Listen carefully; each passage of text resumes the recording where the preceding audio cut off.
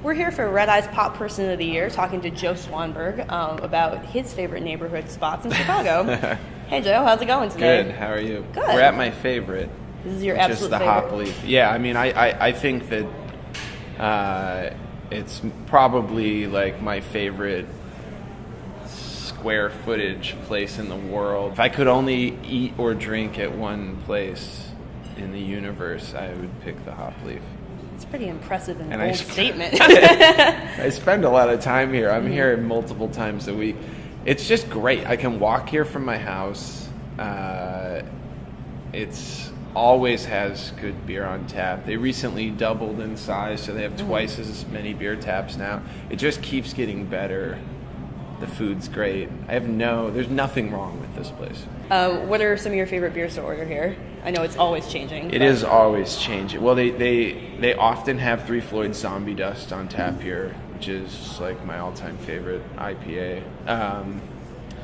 I tend to try, I actually tend to not, I tend to drink American craft stuff, not the Belgian stuff, even though they have an incredible selection of Belgian beers here. So, they usually have a Metropolitan beer on tap. They're often getting good stuff from Half Acre and Revolution. So, it's like, it's nice to come here and just drink Chicago stuff. And then, I don't know, they do a good job. They get a lot of good West Coast stuff, like Firestone Walker stuff. And they've had some good Deschutes stuff recently. I don't know, they have good relationships, so they tend to get really limited beers here. So I usually when I come in, if there's nothing that I'm dying to try, I'll drink a Zombie Dust, but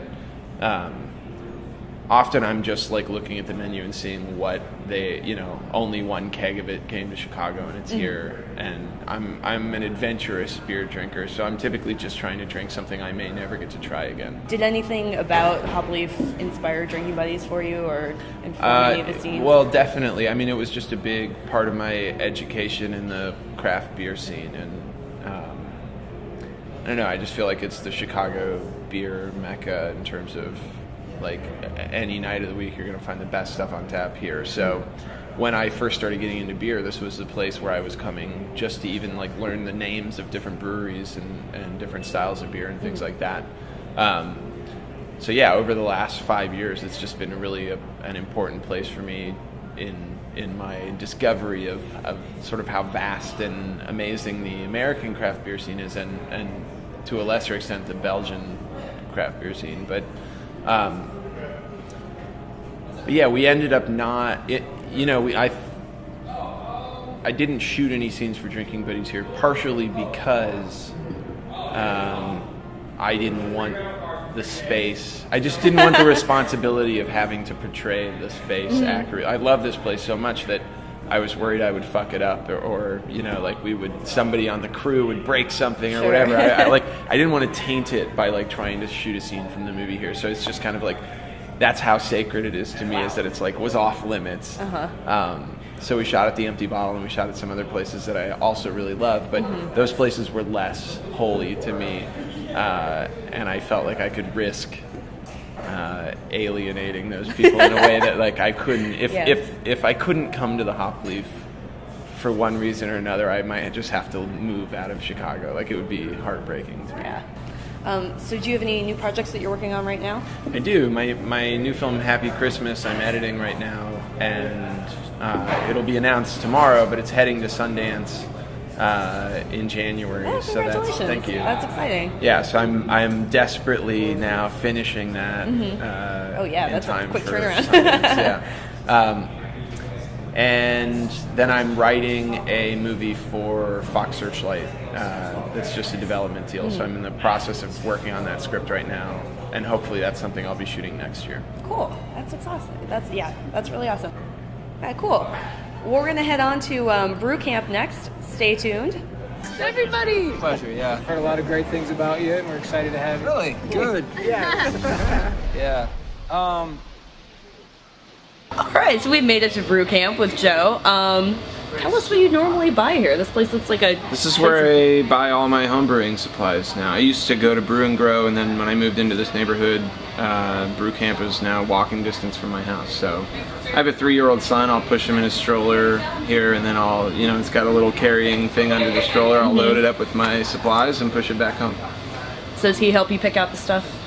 No. The last time we were in here was Halloween, and there was a bucket of candy, so he just ate candy while I did my beer supply shopping. Perfect. But this is a great addition to the neighborhood. It's great to have this walking distance. If I need anything at the last minute, even while I'm brewing, I can run over here in 10 minutes and pick up something if I forgot, or it's really nice. Nice to be able to walk to my brew supply place. Well, when you're going shopping, like if you had an unlimited budget on an ideal trip, like what's one crazy thing that you'd love to buy here? I'm about to buy a kegging setup, a kegerator and some of these guys right here. So this will be those will be high on my post-Christmas shopping list.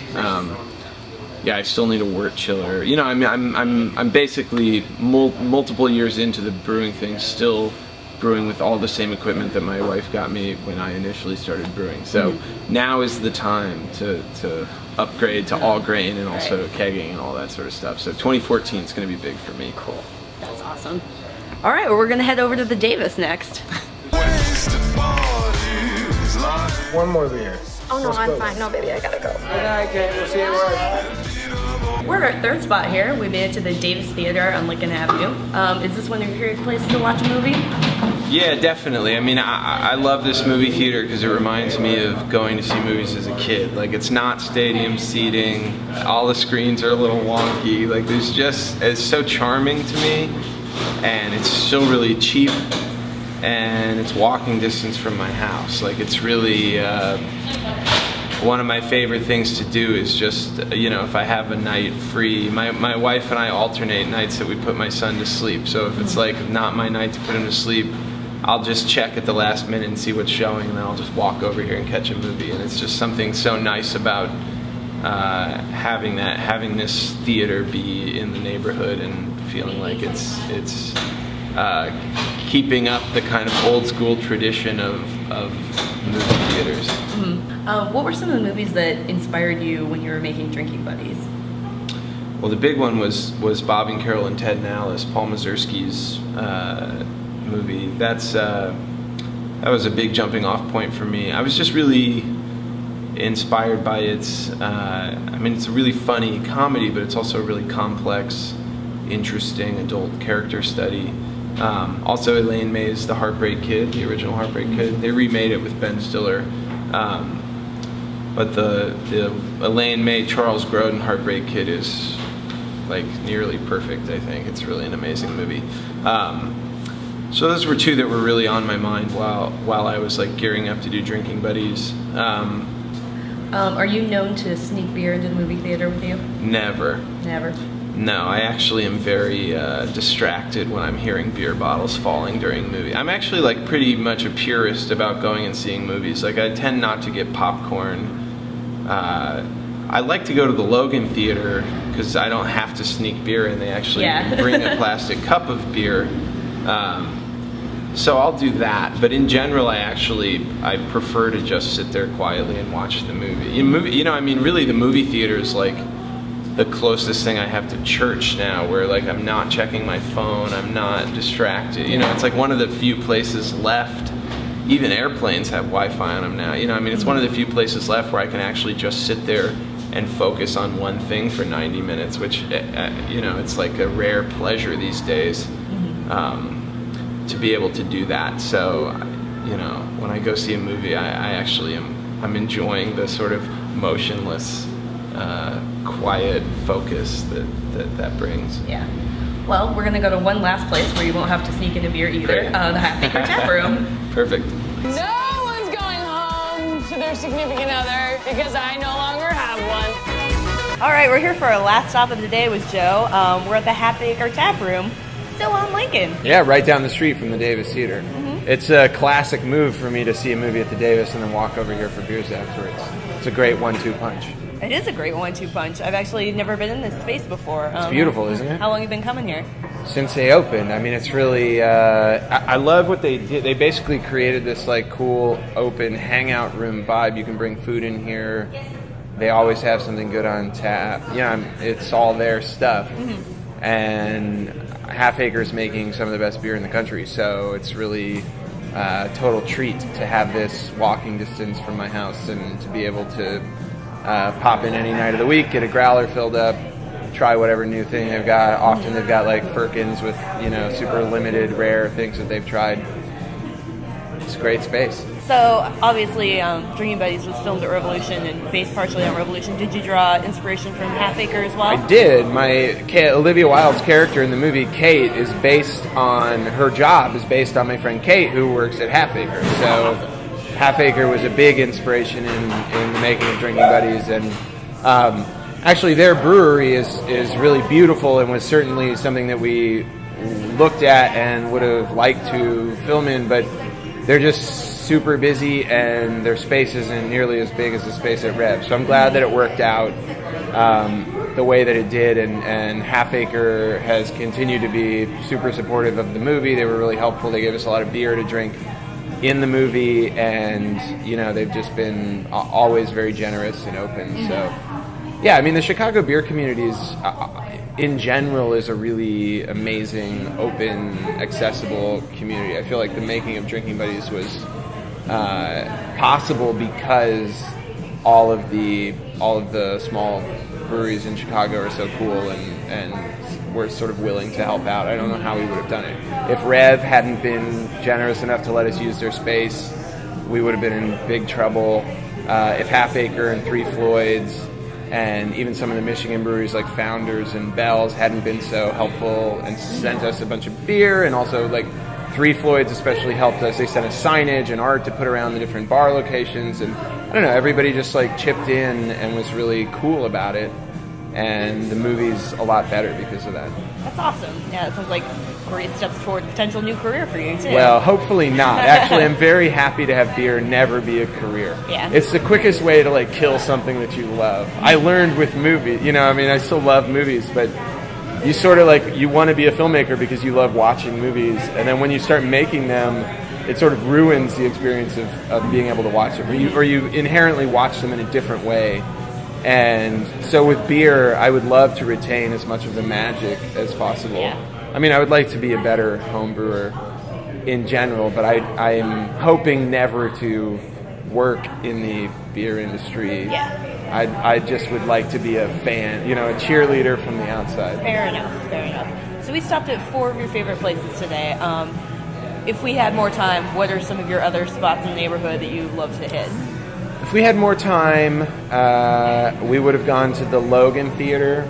We would have gone to Revolution Brewery, their production brewery, and also their brew pub, where I just had dinner last night. We would have gone to some places down in Pilsen, like Nightwood, which I really love, Lula Cafe. If you can't tell, I like to eat good food and drink good beer, and watch movies. That's those are my spots. Trying to think where else you would typically find me. Owen and Engine on Western, which is also right across the street from a movie theater. So that's another 1-2 punch. Perfect. Where I'll eat dinner at Owen and Engine, go see a movie at City North, and then go back to Owen and Engine for drinks afterwards. It's like, typically I'm like either at home being a dad, or if I'm out, if I'm left to my own devices, I'm eating food, watching movies, and drinking beer. Awesome. It's a perfect combination. Well, cheers, and Cheers. thank you so much, Joe. It's You're been very great welcome. traveling the neighborhood with you. Happy to share some of my spots.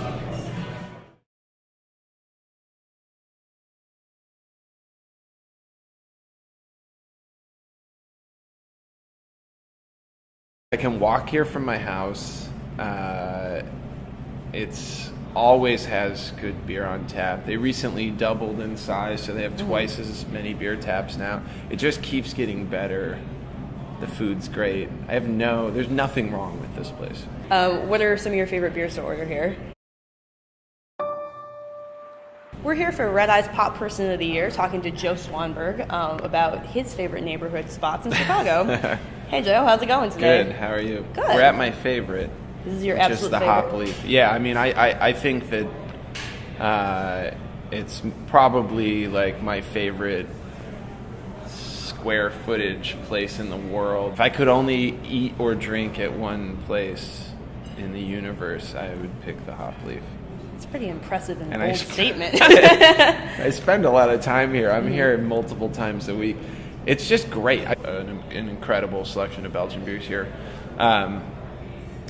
So, you know, they usually have a Metropolitan beer on tap. They're often getting good stuff from Half Acre and Revolution. And so, you know, I mean, it's like, it's nice to come here and just drink Chicago stuff. I know it's always changing. It is always changing. Well, they often have Three Floyd Zombie Dust on tap here, which is like my all-time favorite IPA. I tend to try, you know, I actually tend to not, I tend to drink American craft stuff, not the Belgian stuff, even though they have